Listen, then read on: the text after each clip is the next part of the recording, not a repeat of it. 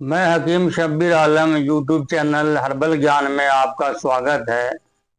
आज मैं आपको प्रसिद्ध पेड़ नीम के बारे में कुछ अहम जानकारियां दूंगा जो हमारे स्वास्थ्य के लिए बहुत ही लाभदायक है। औषधि के रूप में इसकी पत्ती, छाल और फल ज़्यादा प्रयोग होता है। आज आपको इसकी 4 प्रकार की बीमारी के बारे में मैं इसका प्रयोग बताऊंगा। इसका प्रयोग आज भी हम लोग गांव में नीम की पत्ती डंडी को तोड़कर इसका दातुन करते हैं।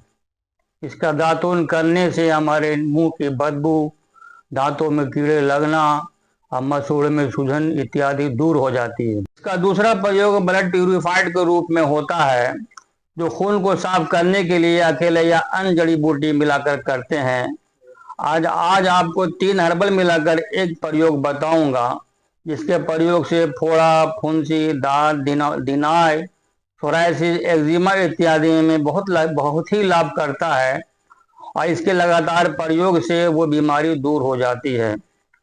इसमें नीम की पत्ती 50 ग्राम, चिरैता नेपाली 100 ग्राम और कुटकी 25 ग्राम, तीनों को लेकर सबसे पहले सुखा लें, मिक्सर में डालकर पीस कर रख लें। बस दवाई तैयार है। इसको 5 ग्राम 1 गिलास पानी में इसे अच्छी तरीके से धीरे धीरे आंच में उबालें। जब पानी आधा गिलास बच जाए तो उसमें छान कर और उसमें 1 चम्मच शहद मिलाकर सुबह सुबह खाली पेट में पी लें। इसी प्रकार से शाम को इसका प्रयोग करें। इसमें परहेज भी है। परहेज में मांसाहारी चीज़ें न खाएं, खट्टी चीज़ें नहीं न खाएं, तो बहुत जल्दी बीमारी दूर हो जाती है। इसका तीसरा प्रयोग, अगर किसी मरीज को किसी कारणवश प्लेटलेट डाउन हो गया हो, यानी कम हो गया हो, तो उसमें 8 से 10 दिनों में ही प्लेटलेट्स अपने स्तर पर आ जाएगा, यानी नॉर्मल हो जाएगा।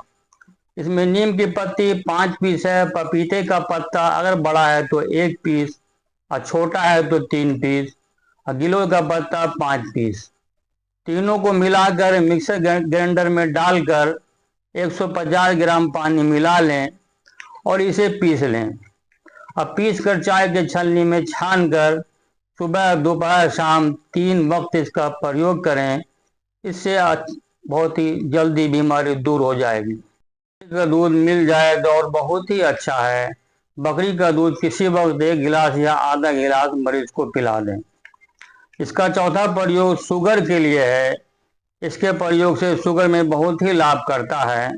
इसमें मात्र 6 जड़ी बूटी है, जिसमें नीम का बीज 100 ग्राम, करेला का बीज 100 ग्राम।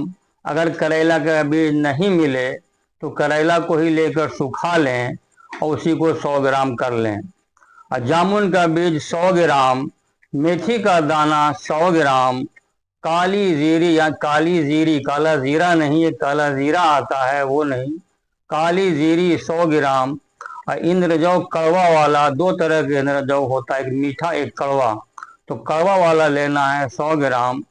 इन सब को आप सुखा लें सबसे पहले और उसके बाद ग्राइंडर में डालकर पीस लें। बस दवाई तैयार है। 5 ग्राम सुबह और 5 ग्राम शाम को गुनगुने पानी से लेने से बहुत ही लाभ करेगा।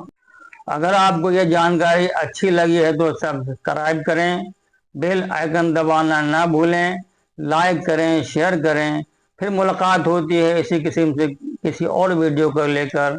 धन्यवाद।